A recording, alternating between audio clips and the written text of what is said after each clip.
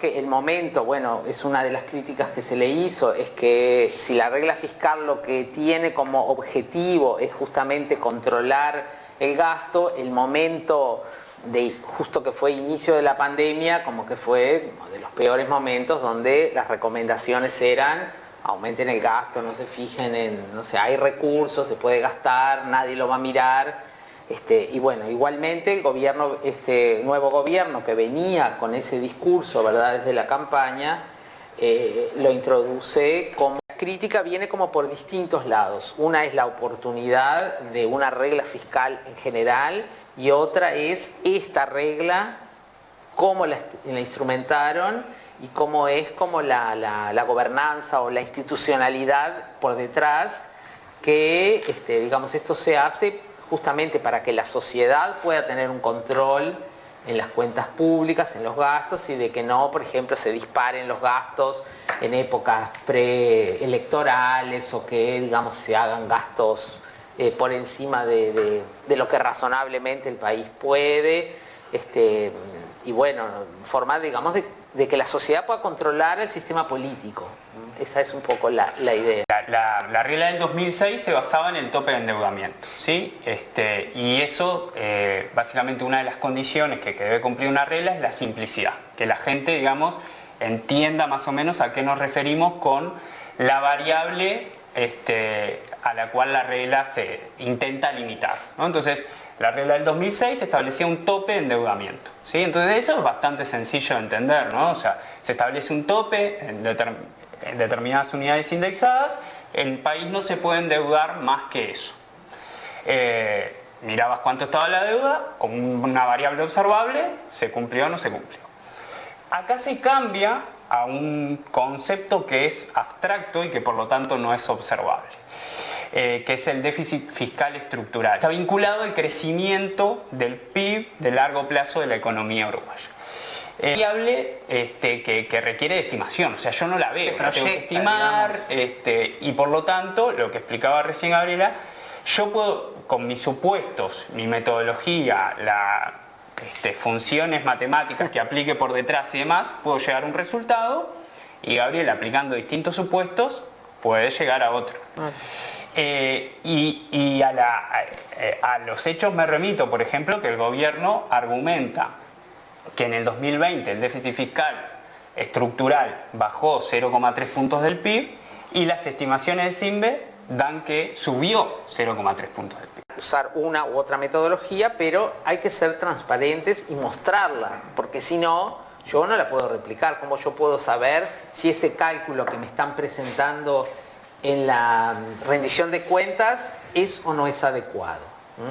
Crítica o pata que no cumple esta regla fiscal, que es que el Parlamento no tiene ningún poder sancionatorio ante el incumplimiento del Ejecutivo. O sea, esto es como cuando de chico te decían, si te portás mal no te compro el alfajor, ¿sí? Ahí se genera un incentivo a que vos intentes portarte bien, ¿no? Acá, si te portás mal, no pasa nada. Y eso es una gran diferencia con respecto a la regla que estaba vigente desde el 2006, en donde si el gobierno no cumplía esa regla, se le impedía seguir emitiendo bonos. Acá el Parlamento no tiene ninguna posibilidad, o sea, no hay, si el gobierno incumple las propias reglas, la propia meta que se fijó, no pasa nada. Lo que está planteado, como comentaban Gabriela y el Fede, es una gran caja negra, ¿no? Que da resultados que prácticamente uno tiene que creer o reventar. Y no solo hay diferencias, como comentaban, por ejemplo, entre el resultado que le da el gobierno y lo que le da a consultoras privadas como CIMBE. El propio gobierno de un año a otro introduce modificaciones en sus estimaciones, en sus cálculos, de una magnitud que son realmente impresionantes, ¿no? Por poner un ejemplo, en la ley de presupuesto, cuando se presenta por primera vez, se formaliza, si la economía uruguaya estaba bastante por debajo de su potencial, lo cual era consistente con el discurso que habían hecho durante toda la campaña de que el Frente le entregaba una economía que estaba poco más que derruida, ¿no? Entonces, consistente con ese diagnóstico, en la estimación de ese producto potencial, dice, la economía uruguaya estaba más de 2 puntos por debajo de ese potencial.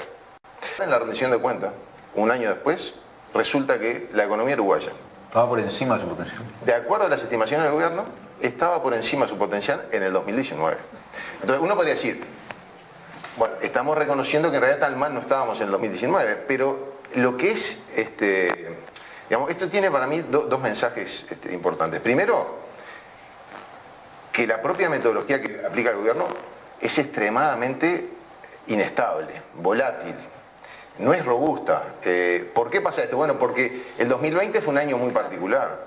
Tuvimos el impacto de la pandemia, una caída del Producto Grande, y cuando metemos esas observaciones y recalculamos para atrás, resulta que nos cambia totalmente la historia que veníamos contando. Entonces, primero es muy inestable. Segundo, si tengo algo que es muy inestable, atar la política fiscal a algo que puede cambiar, que ni siquiera el gobierno hoy me dice lo mismo que me decía el año pasado, atar la política fiscal a eso no parece ser lo más recomendado. Y por último, como decían los compañeros, si además de todo el gobierno se mueve en la opacidad total, porque desde el Parlamento se le pidió que presentaran todos los cálculos, la metodología, los supuestos.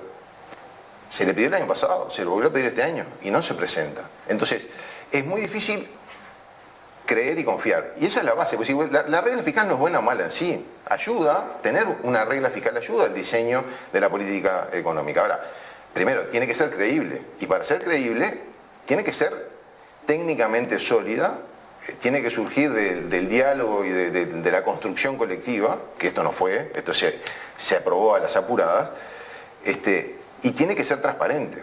Muchos problemas, nació mal la regla fiscal, y por lo tanto el camino es marcha atrás, barajar nuevamente, repartir y empezar a construir algo que sea técnicamente sólido y consensuado política y socialmente, ¿no?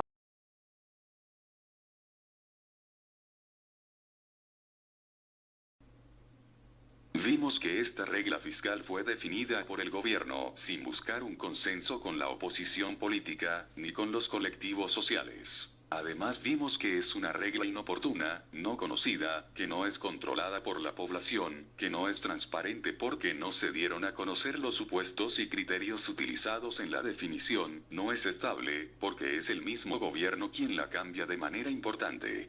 Pero el principal inconveniente que tiene es que es profundamente injusta. Es profundamente injusta porque se pretende bajar el déficit fiscal solamente afectando los niveles de gastos, sin tomar acciones concretas para aumentar el nivel de ingresos del gobierno.